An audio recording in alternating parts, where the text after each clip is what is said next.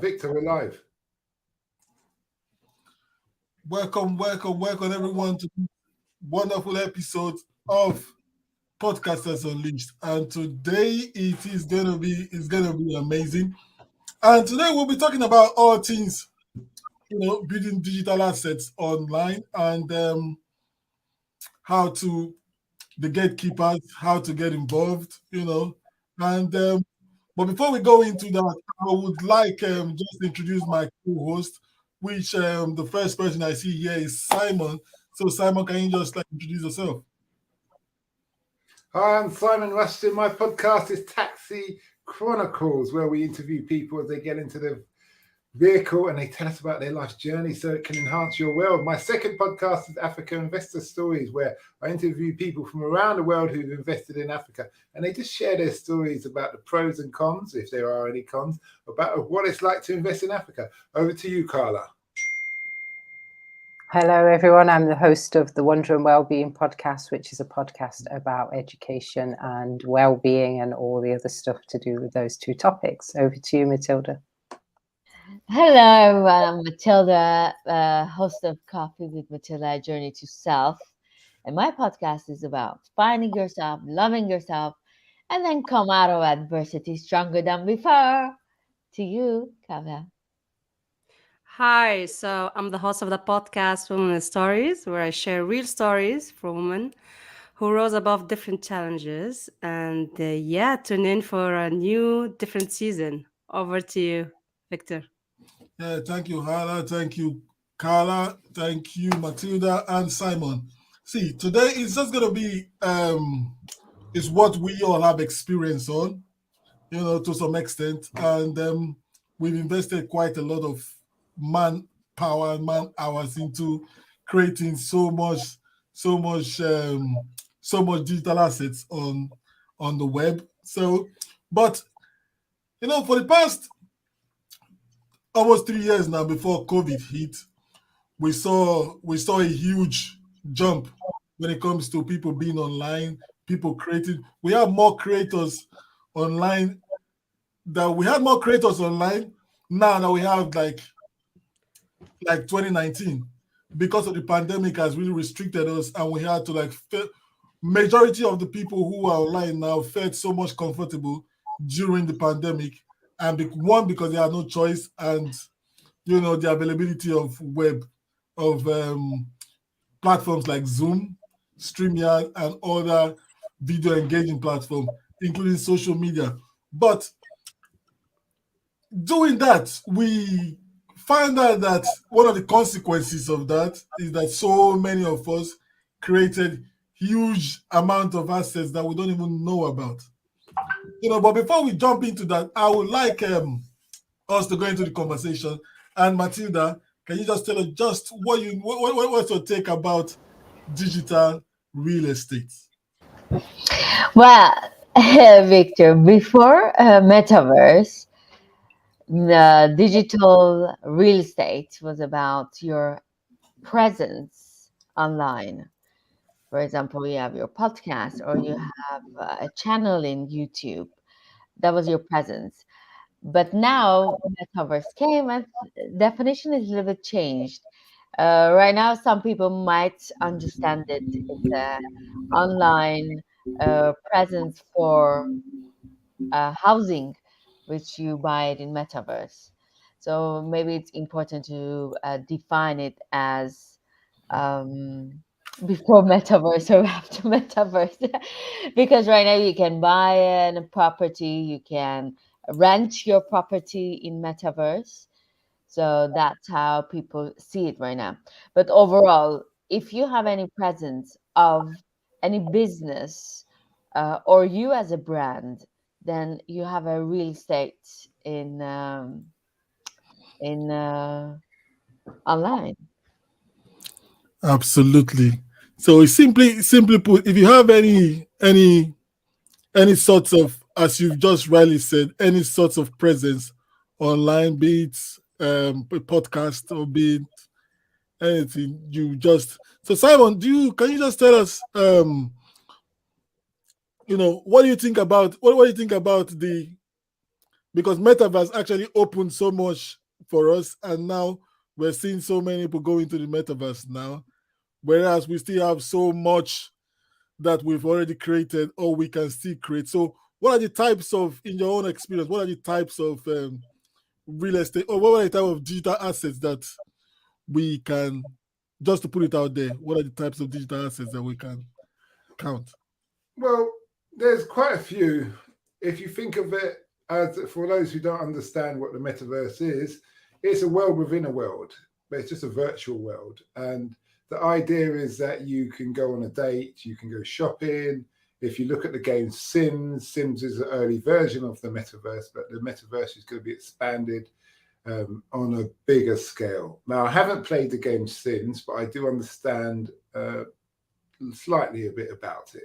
So if you think you wake up in the morning, you have your own house. You can do work with other people or other things where you can earn money and then build a better house, build an extension, other things. You can take a woman on a date. Some games, I think, are a bit violent, and we won't go down that road and things like that. But the world goes on. Now, if what goes on for corporations or people, you can buy areas in the metaverse. And I believe Carla will be able to expand on this because she's had a very close friend who was telling her about the metaverse. But it's just a world within a world, and you can do lots of things within there. Everything more or less that you can do here. There is another scale where they're trying to make you be able to feel and taste in the metaverse, but that's another section. Yeah. Before we jump to Matilda, Carla, can you just, because Simon just put the spotlight on you, can you just share some more about that? I don't really know what he's talking about, but you're talking about your friend who was playing, I think it was the game Sins in Qatar. Oh yeah, remember? Yeah. So I think I don't know. It was one of those games where you build like a little kingdom, a bit like what's happening in the sandbox now, where you could buy real estate, and that's all. It's not new actually. It's been in the gaming world for a long time. And I'd had a shock with a friend of mine one day when she told me that she was selling her kingdom, and I was like, "What kingdom?" And she told me she's selling this kingdom on this game. And it was like for thousands of reals she was selling it. And I was like, how can you sell some stuff on a game for thousands of reals? She was like, yeah, I'm selling it to this guy in Kuwait. But basically what she'd been doing is she'd been playing the game for over a few years, and everything that she bought in the game had a value in the real world, and it could be sold just like you would sell a physical asset. She was selling this digital asset, and that was the first time that I'd heard about this concept of building real estate and building, things in the gaming world that could then be sold on. But then it made sense because actually she paid a lot of money to build that because of all these add-ins in the game. So obviously you pay for the game, or the games are free sometimes, but then you're buying all these different elements within the game. So over time, if someone else wants that, particularly if it's something exclusive, like skins for characters or costumes or whatever it is, that some of them are exclusive, and so they cost more money. So over time, she built up this asset, like a digital asset that she was then able to sell. And I was, fascinated. New thing that I'd learned at that point. All right, go ahead, Matilda. About metaverse and buying an asset, I've seen a guy buy an office in metaverse, and him and his friends that they're doing, actually they're in startup, they meet in that office and they work together. And the funny part is, for example, if you need to travel by subway or on the road, you cannot bring your work, physical work, and do it. But in metaverse, you can meet them in the metaverse, and while you're traveling, you can connect with the office in metaverse and do your job on computer. How crazy is that? Do I make sense? Yeah, you do make sense. Let's allow Hala jump in. Hala, what do you think about this whole craziness? I think you're muted. I think the world is adapting to the new generation, because I think all of us here are generation of Web 2.0, where we are getting used. We got used to application and Instagram and Facebook. but the generation Z, they don't have this kind of um Complication. not complication, but yeah, and they don't want to. It's like an old school for them. Us, it's like we are an old school. So now you see the kids like 10 years old, 15 years old now, they are in the metaverse. And actually, the future for them is to work in the metaverse and to do everything in the metaverse. So I think it's the future, even if it's unpredictable thing, and a lot of people can't seem to understand what's happening, but it's already here. And I think this year is the best year to invest, because I think like 2023 and all the other years ahead, it's going to be too late for us to invest in.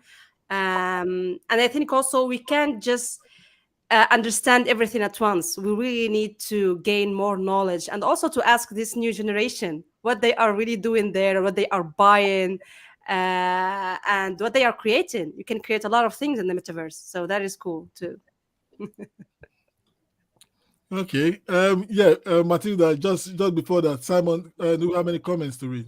Yeah, George says hi. Thank you, George. Nice to have you here as always.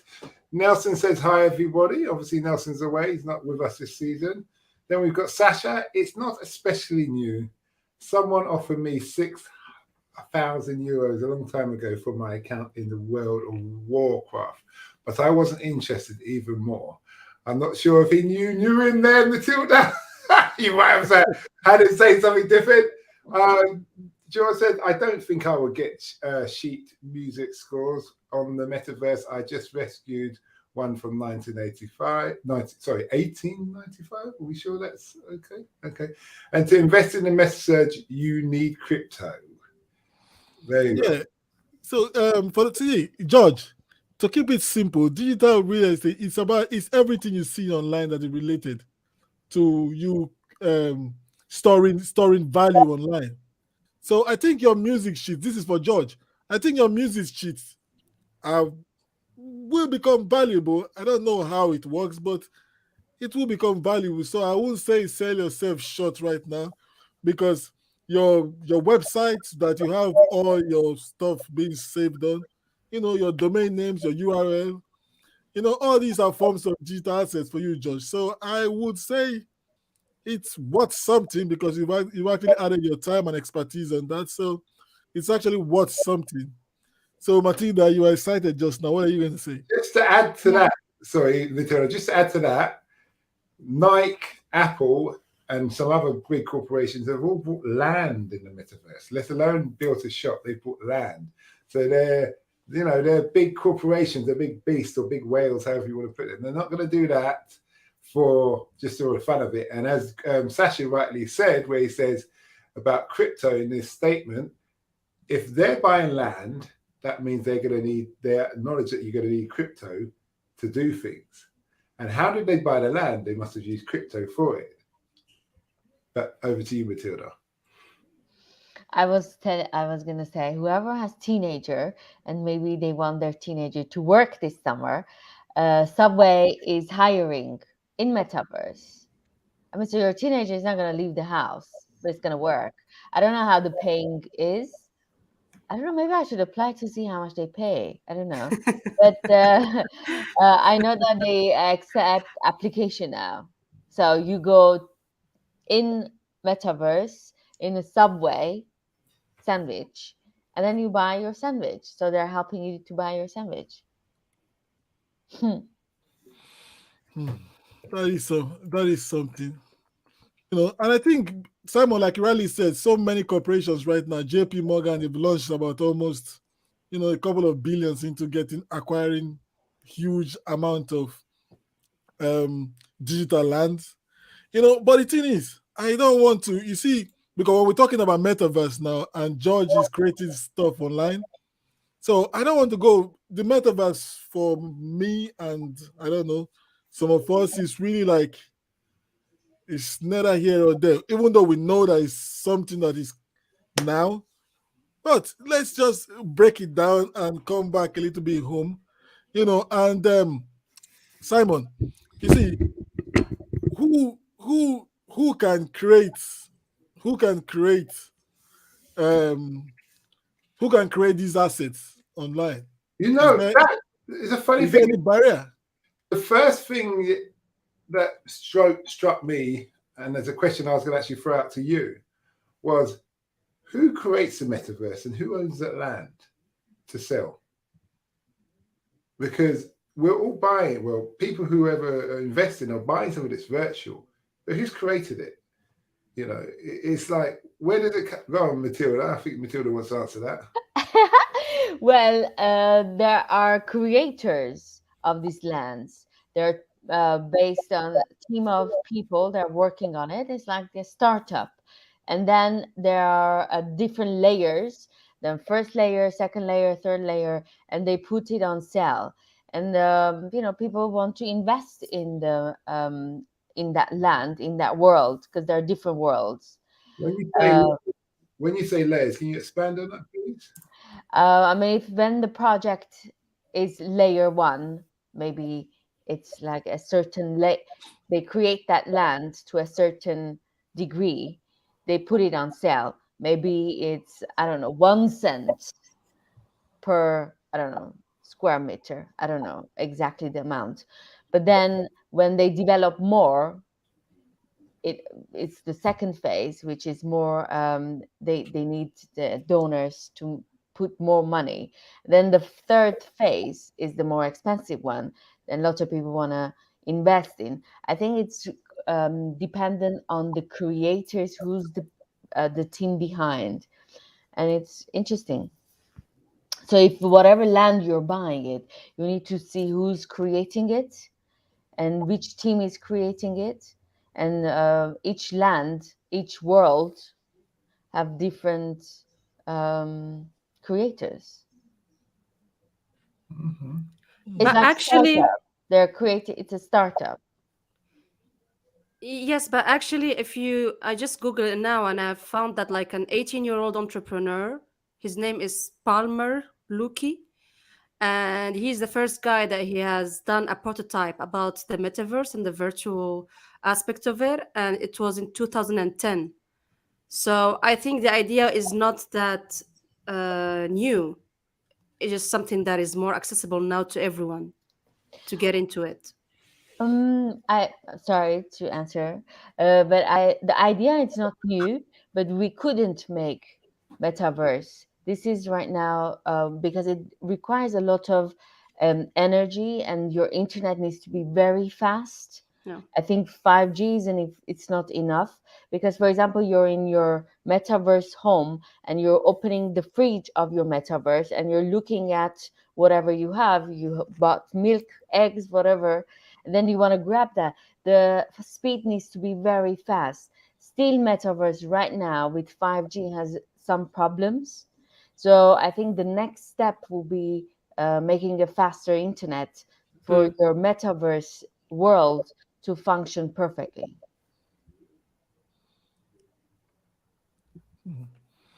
Yeah. Simon, are there any more questions? Not questions. Are there any more comments? Oh, yeah, sorry. Yep, yeah, we've got some comments here. We've got a big. We've got Nelson's firing away. A couple of quick questions. Is everything I create online? Is it part of the metaverse? We'll go back to that.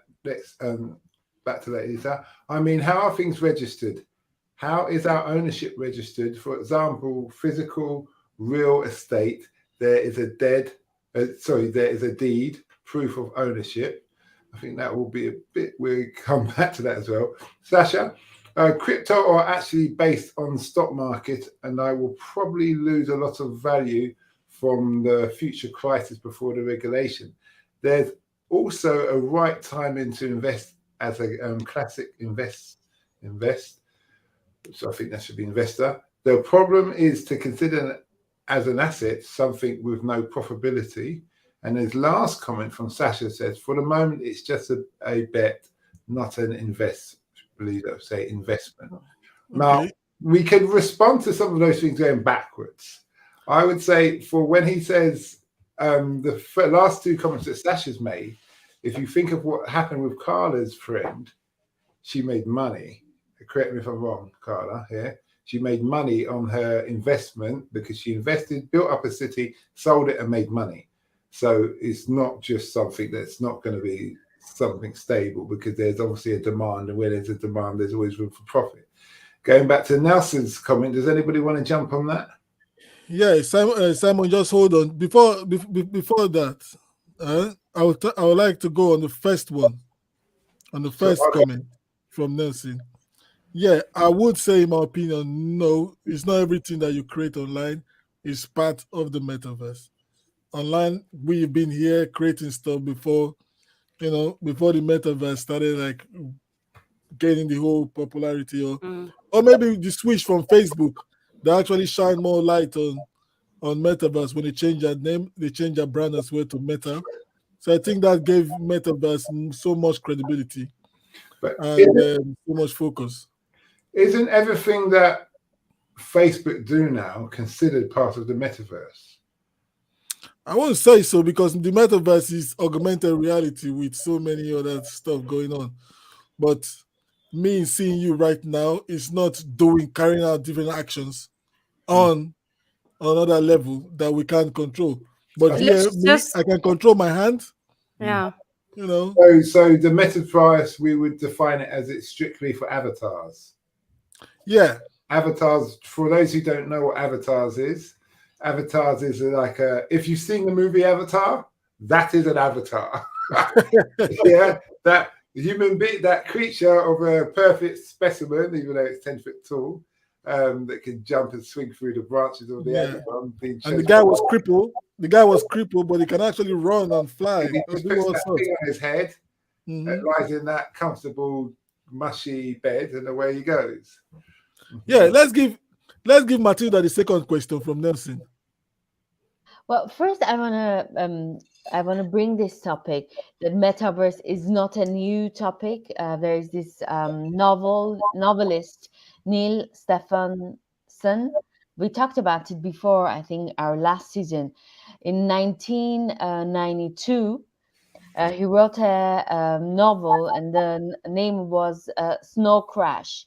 So metaverse is from that novel, and it explains the virtual reality and virtual world, and people want to sign into that. So if anyone is interested to understand how metaverse is created, you have to go back to that novel and read it. And I never read it, but I've seen it on YouTube. They were the audio of it, and it's actually very interesting. I'm planning on reading it because it shows the base of what metaverse is and what the world will be soon. And answering Nelson's question, well, you have to buy it with NFT.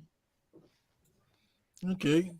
Yeah, is that the last question? Is that the last comment? We got some more things come through. We've got George again. Internet connections should improve. For instance, I'm watching you on my phone because the PCs gets constantly stuck, and both are quite new. Things have to be fluid for a metaverse. Now, I will say this to you, George. I use Apple Mac and Mac Minis and mine, and I have a hard line for my Mac Mini, and I have a lot going on there, so that's perfectly okay. And we found that problem, especially where we're using this platform with StreamYard.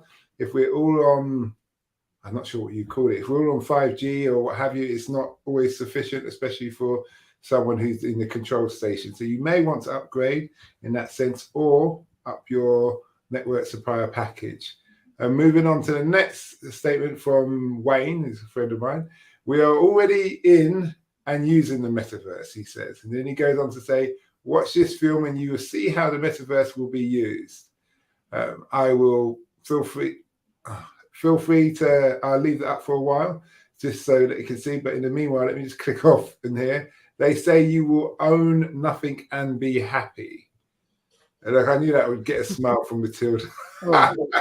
Maximus Portius or Portius. Maximus Portius. Maximus, can you tell us just how you are currently using the metaverse, so that you can maybe share some light on what we're discussing? And also, we have a question from one of our audience, which is, How do you get certified in the lands that you buy or whatever that you buy on the metaverse? How do you get deeds or proof of ownership? So if you bought something, Maximus, on the metaverse, can you just let us know what you actually have that signify that this is your proof of ownership? Yeah. So we've got another statement coming in from Nelson. He says the name metaverse is what the new we've been using virtual reality, VR, and augmented reality, AR for decades. Tanks crews train in a virtual reality, pretty much any of the crew team. Training can be done in virtual or augmented reality. However, at some point you have to go back to reality. It's a good, inexpensive training aid. I will agree with you that, and Nelson, I have done military virtual reality. It was actually started off virtual reality analog. So basically, it was just a screen, like a movie screen, and you'd have to watch what's happening. There'd be people coming at you. They don't come out because it's not 3D per se that they come out into you, or 4D. I'm not sure how you call it. But if you see the bad guy, you just raise up and shoot. And then there's some simulation to say, yeah, you hit him or you hit the hostage and those kind of things. So I say that's the first thing. Moving on back to Maximus. You guys are a digital representation of yourselves, voice, and image. I'll say, obviously, I see what he's saying. We're not in the flesh. So we are a kind of a simulation of Chloris Squabi. I think that's pronounced right. Klaus Schwab. Okay, Klaus Schwab. Okay, I don't know what's that in relation to.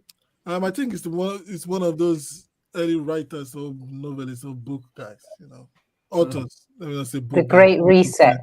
Klaus Yeah. Schwab is the author of The Great Reset, right, Matilda? He is a chairman of the World Economic Forum. Okay. Engineer, a German engineer. And this is the meaning of a metaverse. Surprise. I want to mention something. Astronauts or NASA, whatever they want to land, whatever they want to do in the cosmos, they use a metaverse for many, many years to train their team, or emotionally, as well as obviously technically. So before you land, for months, you're working on in a metaverse style to land your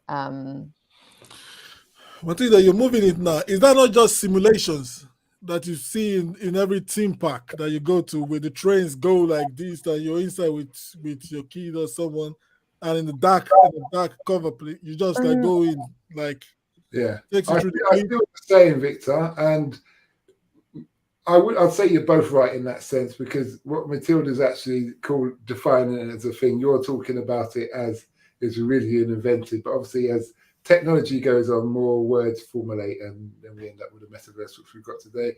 Nelson saying, Matilda or anyone else, can you give a brief definition of an NFT, which is the currency used on the metaverse? Correct. Before we go into that, Sash said, you will earn nothing and you will be happy. Oh yeah, that's in relation to what Potier said. Potier said, you will own, sorry, I think he made a correction there. And Matilda, don't they use water to represent space? So quite a few questions thrown at you there, Matilda. If you go to this one, NFT, where you go? Well, NFT is non-fungible tokens. So it's very unique. Actually, they're using right now your real land deeds. They're using it with NFT. Everything actually is NFT. We don't realize we're using NFT. The things that you scan it is part of NFT as well.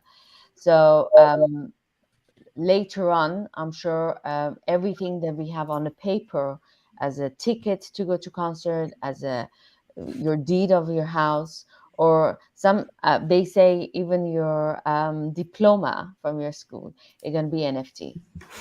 And yeah. Then what's the other question? Sorry, the other question was, no, I think this is it here.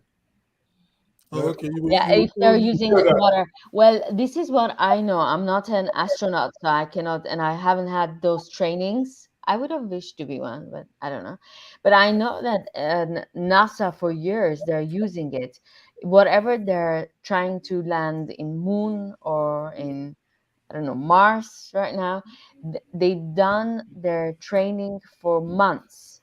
They know how they're gonna do it, to be prepared emotionally, and actually they're hands-on. It's like, because I mean, I've seen actually NASA doing it on YouTube. You can go check it out. I don't know exactly what's the line, but they're training their people with kind of metaverse. So obviously metaverse will be the more evoluted one, but they're training like that. So they think, the astronauts think they are in the rocket, and what they have to do, how they have to come up with the resolve the problems. Sometimes NASA gives them problems so they can resolve it at that moment, and some of them sweat when they're practicing because all your senses are engaged. Just to add to that, what the astronauts do, they have two forms of training. They have the non-gravity center dome where they turn off gravity and people float around. They learn to control themselves first without the suits, then with the suits, then with weighted boots. And then they have the simulation, well, it's not simulation, actually they're in water in the suits. And so that simulates obviously some kind of pressure, and they learn how to move because you're going to be moving slowly, pulling and pushing in the water with your big space suit on. We've got a couple more comments, which I shall jump on here. We've got Wayne, sorry, Portia, it says smart contracts NFT. So I'm not sure if you want to expand on that. Nelson, a question. So since we're talking about digital real estate, can I create an income producing property? How can I create income? Do these things appreciate in value? And then Maximus says, Maximus has a good question. Oh, sorry, Sasha says Maximus has a good question. So going back to this, I'm sure probably looking back at you, Matilda. I just want to add something. Maybe it's not understood because it took me time to understand. For the non-fungible token, it's a digital identifier that cannot be copied or replaced in a blockchain. And that's how you prove your ownership of something. And these NFTs, you stock it into your wallet, and then you can use it anytime you want to invest in. And you can check out too the coin Axie Infinity is the most popular coin for play to earn gaming stuff in metaverse, and it was launched in 2020. So yeah, so I have some Axie Infinity I have invested in. Okay, so you have some Axon Infinity that you've invested in. Can you take on Nelson's question? How can you create income producing property on the metaverse? I think Matilda has answered it with one of our example. But before we go to Matilda, do you want to jump on that? So my knowledge about this is I was looking into Earth 2.0. So it's a trading platform to buy virtual lands. And you can see once you get into that website, the application, you see people who are already buying their property in different parts of the world. Are they agents? What? Are they agents? Listed agents? No, anyone actually could buy. And actually, there is no regulation. There is no law. So you can go there and buy stuff. It's unpredictable thing. So you buy stuff and you need to understand the demand if someone is going to buy from you back. So it's a little bit of speculation. You need to see the demand of it so you can sell it to someone. So that's why it's a little bit mysterious. But a lot of people now, they are buying in Dubai, in Nigeria, especially in Africa, all Africa. So yeah, that's interesting to see. So check Nelson, check Earth 2.0. You're going to see a lot of stuff in it on YouTube.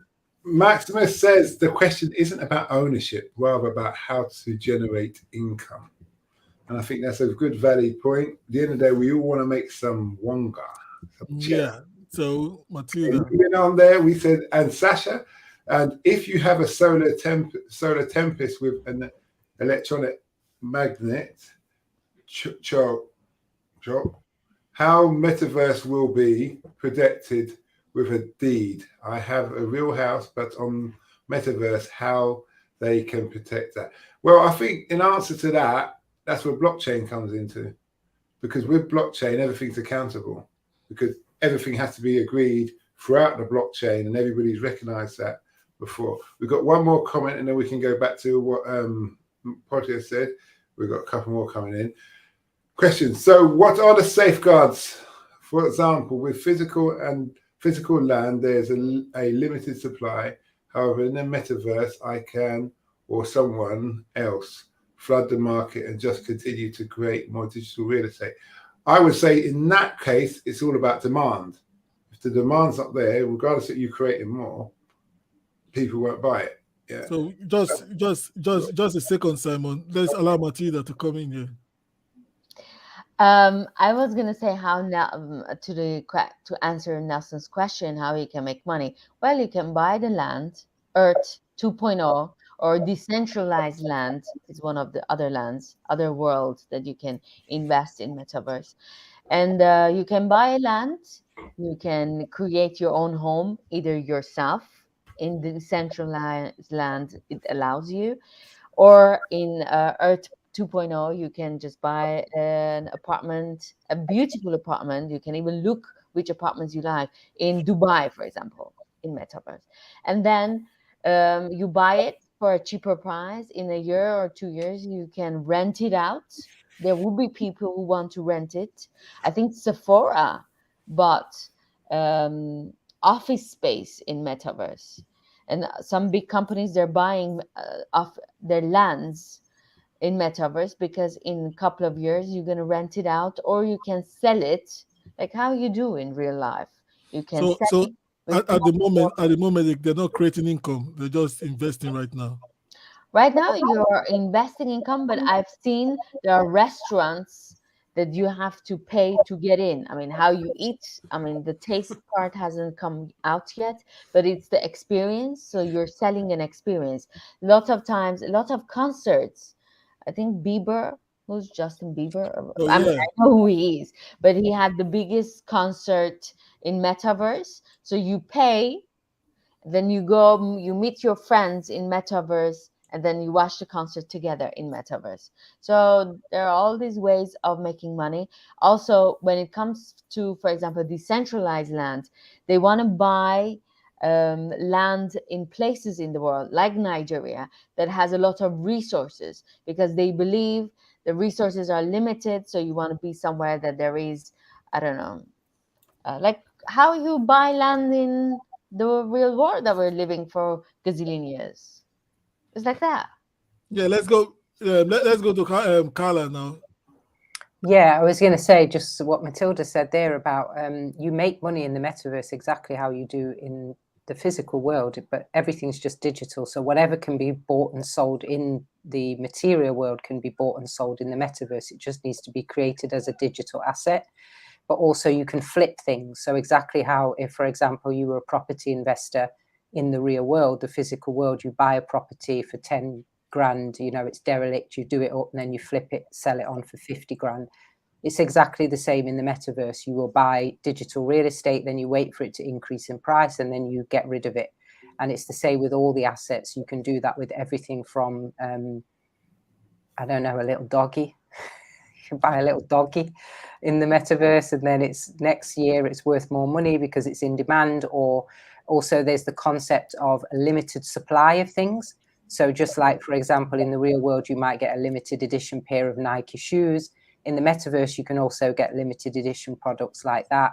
And maybe there are only 100 of them that are made. So you get in there, buy it quickly, you wait for it to be in demand, and then you flip it and sell it on. So that's also how it works. That's probably a simpler way to understand it. And basically, whatever people create, it's like any other digital property that's become worth money over the last 20 years or so. The metaverse is just leveling that up. I see you nodding your head, Hala. No, you know what? I was thinking about Nelson. I just want to tell him he needs to find another job because he won't need any real estate agents. Yeah, that's really interesting as well about what was brought up earlier, what Sasha brought up about Klaus Schwab's prediction for the future, how we will own nothing and be happy.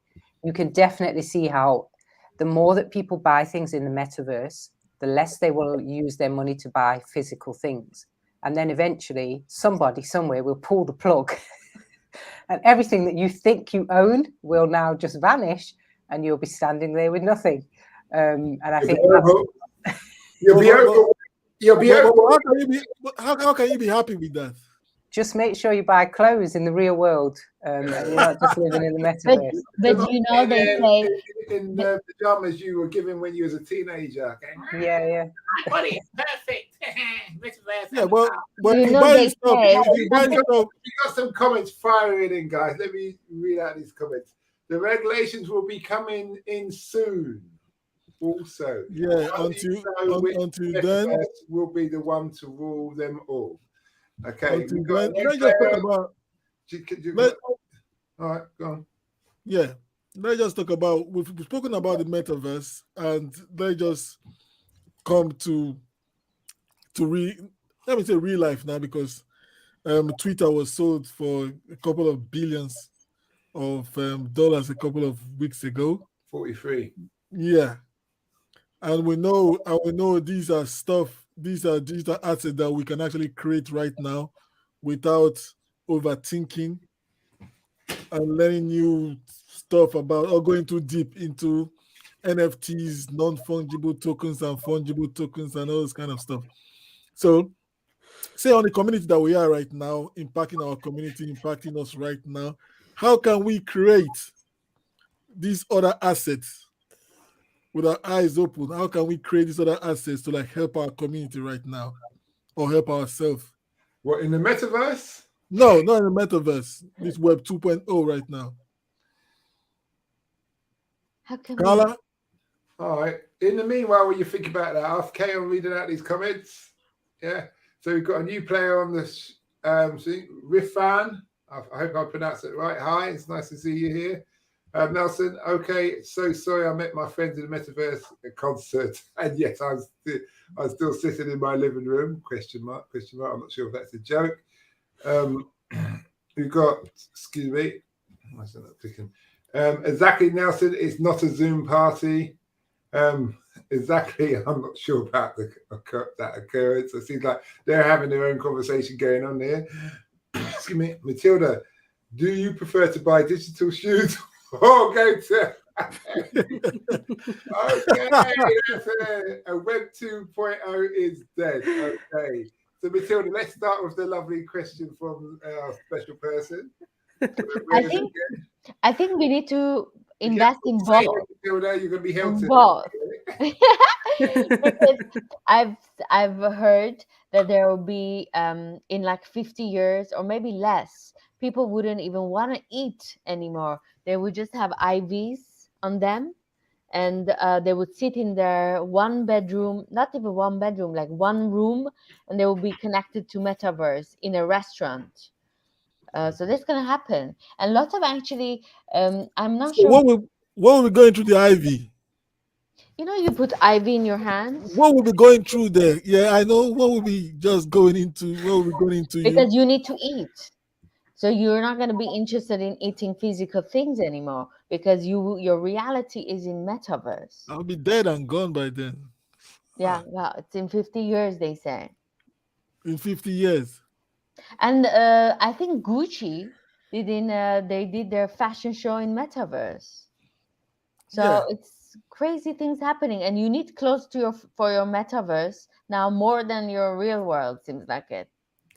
Can we just Z- have like a naked avatar, or it's inappropriate if we I can't don't know. afford? There's no lot of regulation there. Yeah. So so the question is, how do we create these assets now that I'm not talking about the metaverse, but what we're creating, because I think it was last year or 2 years ago, during the pandemic, one of these DJs created something amazing that's connecting different genre of music, and now that asset now I placed it on. I think it was on BET, so they now placed it on his YouTube channel. Now it's coming in, has lots of followers, lots of download, lots of listen, and now he's making actual income from that. So, and that was DJing. You get, so, Carla, what can we create right now? How do we create right now? Are there barriers? Are there barriers to entry right now to create something online, to create an asset online? I think, yeah, there are always barriers to entry and everything. I think it's whether or not you regard them as barriers, or you regard them as a challenge or a hurdle to get over. I think if you see it that way, then you'll find a way to get past any barriers. But I think, like, in the times of since the pandemic, we've used this concept of gatekeepers. And gatekeepers basically are any people that you need to get around, or those that hold the power. So, for example, censorship, and those companies that were censoring digital content that we saw in 2020 and into 2021, those people could be regarded as gatekeepers. But then also there are those platforms that govern things. For example, a lot of people talk about all these different coins and different platforms, but what they don't know, for example, is that you need hot and cold wallets. You need hot and cold wallets to be set up in order to access certain things. And those are gatekeepers in a sense.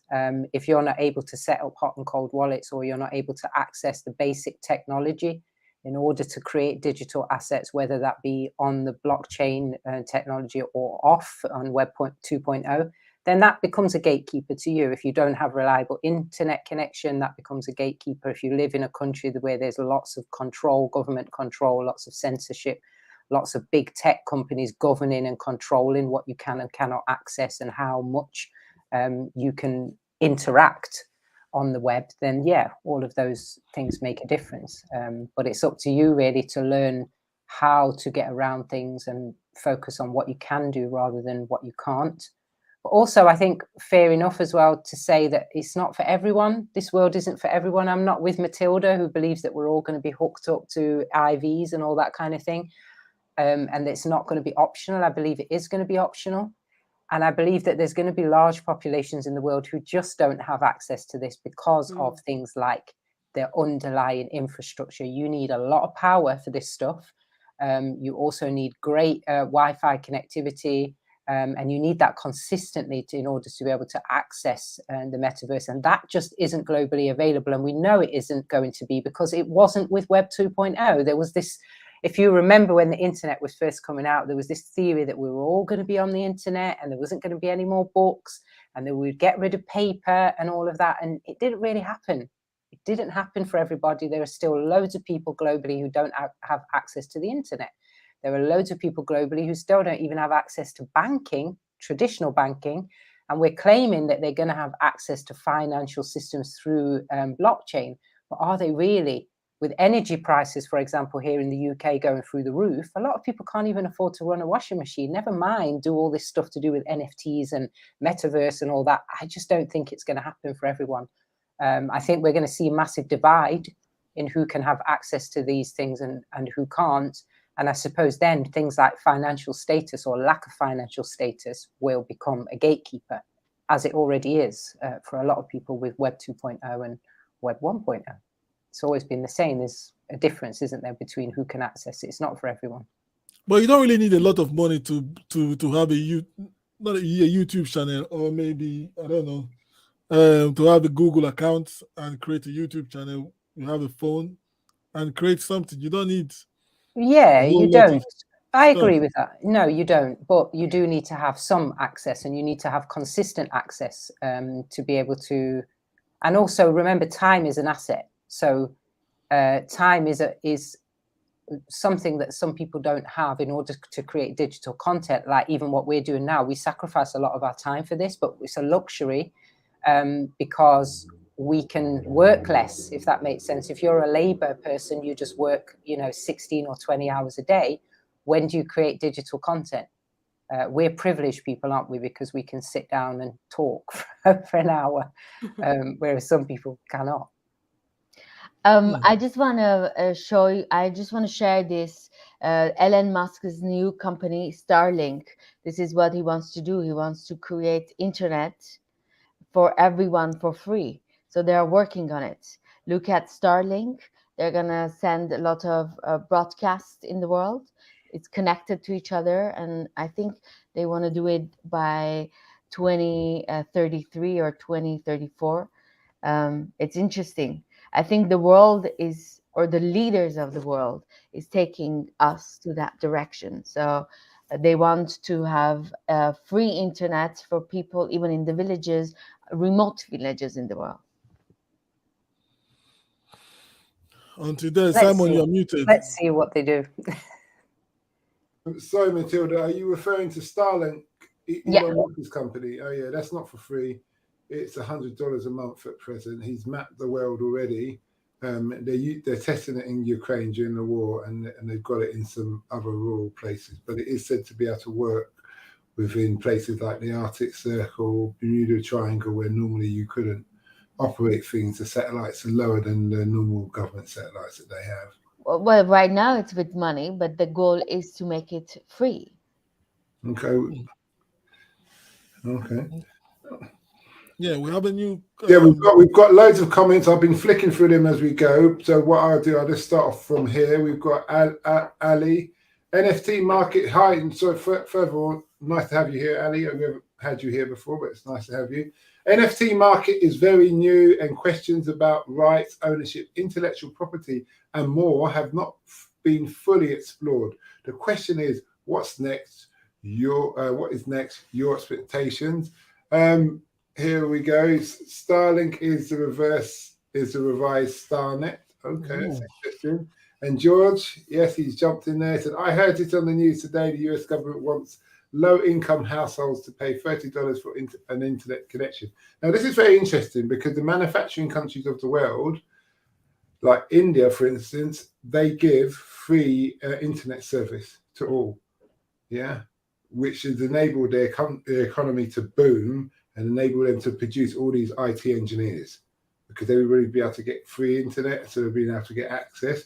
What they do in Africa, especially, they, like in East Africa, I can speak for, everybody gets free Facebook automatically. As you buy a phone, you're free Facebook, and it doesn't matter whether you've got data or not, you can always use Facebook. So whether you pay Facebook with your, if you pay for data for your local internet supplier, whether it be Vodafone or whatever you have in your country, it's irrelevant. You will be able to use Facebook. And Mark Zuckerberg has worked that in very well, because obviously I don't want to go down a rabbit hole, but if you can have something that people are going to access all the time, especially the poor people, one, they can make money because they do business using Facebook. If they're selling something in their shop, they have a page which they show everything on there, because you don't need a website. So it makes the website obsolete. But the other thing is they communicate. They find people to date through that. All these things because it's free. And I know with China, you get free internet that comes with your flat. So your electricity and all of those things are covered along with the internet because it's government run. Okay. Are there any more comments? Yeah, we've got one more. The mobile cell phone will be key to mass adoption, which I agree, because like I could talk about East Africa, where Carla was talking about people not being able to have bank accounts, basic bank accounts. That's a thing of the past. They don't need bank accounts because their mobile number is their bank account. And they can send money anywhere. Yeah, but Simon,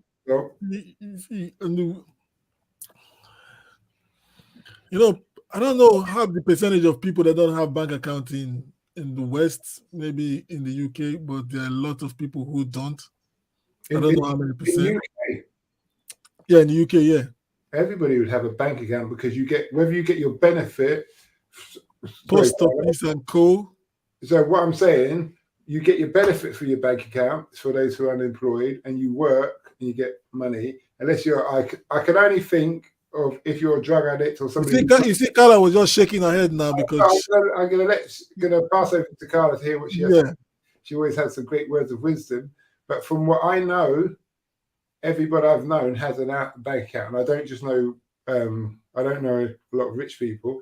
I know the working class. Okay, Carla. Go on, Carla. Yeah, I was going to say no, it's not true. I don't know what the statistic is, and I wouldn't want to give a figure, but there are people in the UK that are not financially active and don't have access to bank accounts. And included in those is people that you mentioned, like such as addicts, the homeless. You also have a lot of women that are not economically active because they have never had an identity of their own. For example, they live under the power and control of a man who controls all their finances. And lots of teenagers as well who are in situations where they are old enough to be able to have a bank account legally, but they haven't got access to it for whatever reason. And also people who are just excluded either for legal reasons, maybe they've done something in the past that's put them in a legal situation where they cannot have access. And you need an address, you need basic things, you need ID. Anyone who doesn't have official ID or recognized photo ID is excluded from. There's 1.3 million people. I just checked, Carla. There's every day. So a lot of people still. 1.3 million people. Obviously, you think we're in a population between 60 to 67 million people, and obviously the children and people underage are not going to be. That is a whole country. That's a whole country. Yeah. What 1.3 million? What kind of country is that? It's not worth talking about. Population like that, we're squashing. Yeah. So there's a lot of people around the world who don't have bank accounts, and you're right, Carla. And well, when I hear most of these issues that it's actually holding people back in the West, and looking back where I'm coming from, I see them as, I don't know, I don't mean to be rude or anything, but I see them as it's like a joke to me. It's like a joke to me because they have it all, I would say 99% almost settled for them. So it's just for them to get up and go take advantage of it. You can say some are depressed, you can say this is going on, that is going on, but to me it's just something that it doesn't flow well with me when I hear stuff like that. There are people because of this, because of that in the UK, because of this, because in France, because of this in America. Nah. Compared to other parts of the world, they will be ready to switch just like that. You get. So now we're rounding up and we'll be talking about expectations. And see, the main purpose of this show today is to bring awareness to the viewers and who will be watching and those who will be watching later on about the different forms of digital real estate and maybe how to start and how to get your foot on the door. Start from wherever you are. That will be my conclusion. Start from wherever you are, but get knowledge. Get knowledge. If you don't have internet in your house, go to the library. And there's no library in your community. Even in my community, there's library in the Niger Delta. So I would suggest go to your community to access knowledge so that you'll be more, at least you start from there. Just go access, learn from people, not just the BBC, but go out there and learn from people. So in conclusion, Hala, what are your expectations? The internet is wild and wide, so it's unpredictable to have expectation on this new world. And I think we're going to see an exponential increase in the real estate in the metaverse, and then it's going to be steady at the end. I think it's a very risky investment if you are not well in. If you don't have, I think, the wealth or you don't have the money to invest, it's very risky, and you need to make sure that all your capital is at risk, and it's not something that is game. It's just you need to set up a mindset for it, and this mindset is just like, I want to have money, I want to earn money, I want to trade, I want to learn about it. It's not something to play with. um, so yeah, I think it's an unpredictable journey for each one of us, and I think we need to learn more about it. And yeah, there is no regulation for the moment, so you can do whatever you want. uh, there is no government regulations, so that is also a great point for the moment. Okay, yeah. Matilda, what are your expectations? I mentioned a little bit earlier. I think I would expect, I mean, it will be very sad world, but I think that's the direction it's going to go. The new generation that they're not born when they get in their 20s, I think their life will be a lot in metaverse. I don't think they will have a sense of reality that much. We see a lot of young people right now, teenagers, that they live in metaverse. They don't go out. They work in metaverse. They eat in. I mean, they can actually. You can even order food. There is this app in metaverse. You can order food like sushi, and the sushi comes and knocks your door. It's weird. I think he was in London. This teenager that was explaining how he does his daily routine in metaverse. Yes, I think one of the first things that I have to do is to buy a land in metaverse and start creating my apartment, decorating my apartment. You never Okay. know. Maybe I will have you guys as a guest to my metaverse home. It's good. I don't need to clean up my physical one.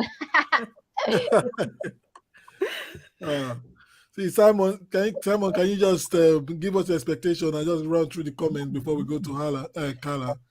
All right, Nelson says due diligence. We've got Sasha saying they prefer a universal revenue, so everyone will have an account to receive cash via central banks. The excuses will be to help the homeless and unemployed people after the AI crisis. It goes on, can I get a loan on the metaverse real estate? Will a bank loan money on this? It's probably for you to Matilda, future reference. What is money? Flat money is being phased out. Can't see you can loan against particular crypto you may own. Max, oh, we got a new person. Matthew, nice to have you here today. You're a bit late, but you're here. Matt says, I totally agree with you with your take. Many still seeing it as a not forthcoming, but long to go, folks.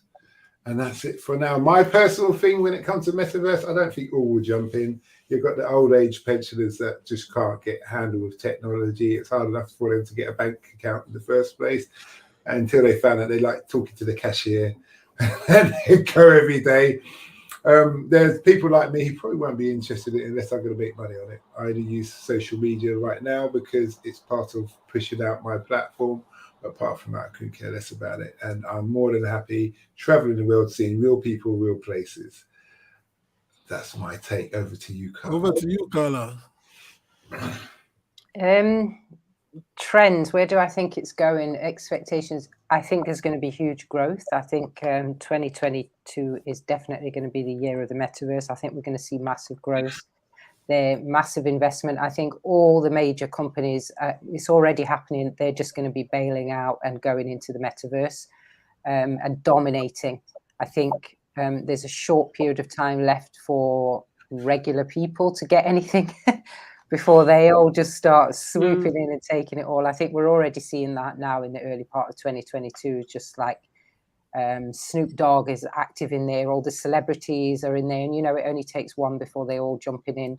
All the top designer brands and all of those people, Sony, the major players in the tangible world are now major players in the metaverse, and I think that's just going to keep happening. I think that's going to drive prices up. And it's going to price out a lot of people who maybe are kind of not sure whether or not to get in there. I think NFTs are going to keep rising. The number of NFTs that are going to be out there is going to be massive. And creativity, I think creativity is going to have a new place to go. I think if you're a creative, if you've got an idea, whatever it is, you can do it on the metaverse. And I think that that's where it's going. But I think like all human things, it's going to peak, and then we're going to start seeing all the problems that result from it. We're going to start seeing the downsides of the blockchain, and then there's going to be demands for more security. Someone mentioned earlier about regulation. There is regulation, and that's growing, and I think that's going to be more. Governments are going to start sticking their oar in and trying to control things. And there's going to be battles, I think, not just over assets, digital assets, but over who controls it. And I think that's already an issue. And then just to answer Nelson's question, what he asked earlier about loans, yes, you can get loans in the metaverse. I know that in Decentraland, there's at least one developer, I think they're called TerraZero, but don't quote me on that, just check. But it's in Decentraland that had mentioned earlier this year that they were offering the first mortgages in the metaverse for digital real estate. So yeah, it's massive. And I think whatever is happening in the real world, someone somewhere is trying to find a way to do it in the metaverse if it's not already been done. That's what I see. And also just a huge gap between those who can access it, the haves and the have-nots. I think that will always exist in human worlds, whether they're real or simulated worlds. I just think that's a human nature thing, and anything we do, we always seem to have division in it. Yeah, back to you, Victor.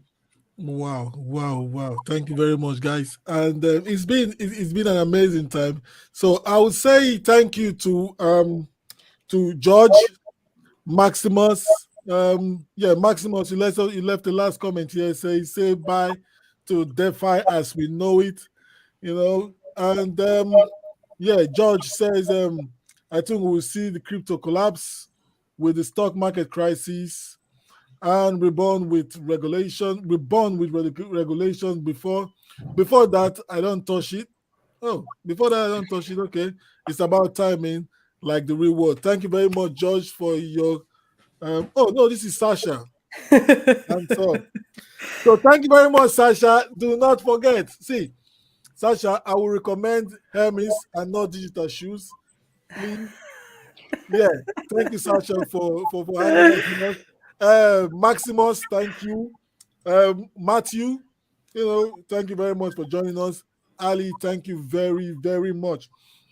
Next week, we're going into, now we've seen the opportunity, we spoke about the opportunity of Web 3.0.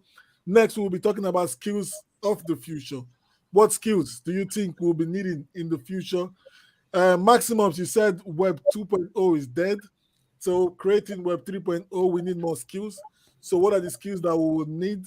So you can join us here next week, Monday, same time, and let's have a conversation about that. And also bring a list of skills and top skills you think people need for the future. And with that, I am Victor Osio. I'm the host of the Diaspora Entrepreneurs Podcast, where we talk about strategies and we speak to entrepreneurs who have successfully moved from the 9-to-5 towards the lifestyle of freedom. And I'll give this to Hala now to tell us about our podcast and where we can find her. Women with Stories podcast. Check it out on iTunes and all podcast platforms. Over to you, Matilda. And my podcast is Coffee with Matilda, and you can find it in all podcast platforms on YouTube and Facebook. Over to you, Carla. And I'm the host of the Wonder and Wellbeing podcast, which is a podcast about education and wellbeing. Over to you, Simon. Taxi Chronicles, one of my podcasts, interviewing people about their journey of life. Africa Investor Stories, interviewing people about their journey of investing in Africa from around the world. Back to you, Victor. All right, thank you, guys, and it was nice hanging out with you all, and we'll see you next week. Goodbye for now.